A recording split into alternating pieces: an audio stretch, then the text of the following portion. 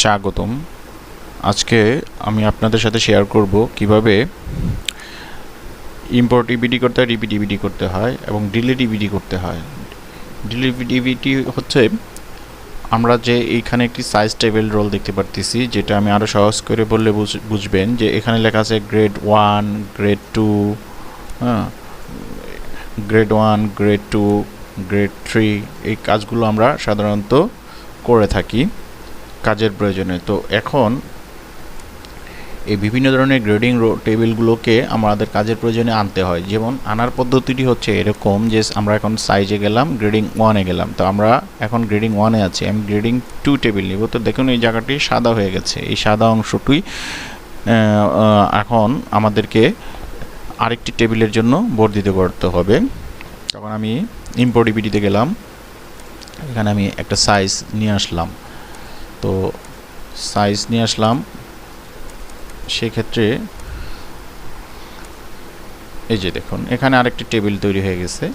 তো এখানে একটা টেবিল হচ্ছে আমাদের গ্রেডিং 1, আরেকটা টেবিল হচ্ছে আমাদের গ্রেডিং 2।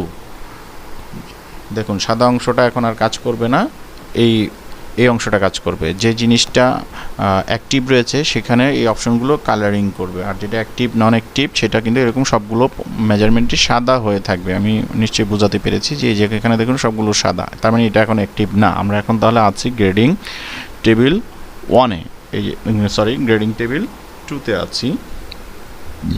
আর যদি গ্রেডিং টেবিল 1-এ যাই তাহলে দেখুন আবার লেখাটা চেঞ্জ হয়ে যাবে, এটা হচ্ছে গ্রেডিং টেবিল 1। এখন আমাদের যেটা করতে হবে যে আমি আবার পূর্বের অবস্থায় ফিরে যেতে চাই, আমার একটা টেবিলই লাগবে। সেক্ষেত্রে এই টেবিলটি কীভাবে ডিলিট করবেন, সেক্ষেত্রে আপনাকে যেতে হবে ডিলিট ইবিডি, যে এখানে আপনাকে ক্লিক করলেই হয়ে যাবে। আমি আবার দেখাচ্ছি, Ctrl+Z হয়েছে। কিন্তু মাঝে মাঝে দেখবেন এটা এক ক্লিকে হয়েছে, কখনো দেখবেন এটা এক ক্লিকে হয় না। সেক্ষেত্রে কয়েকবার ক্লিক করতে হয়। যেমন ধরুন দেখেন এখন আমি আবার যাই, দেখুন হচ্ছে না। তো সেক্ষেত্রে আমি কি করব, এই ডিলিট ইবিডিতেই আমার সিলেকশনে থাকবে এবং কি আমি এখানে বেশ কয়েকবার ক্লিক করতে থাকব।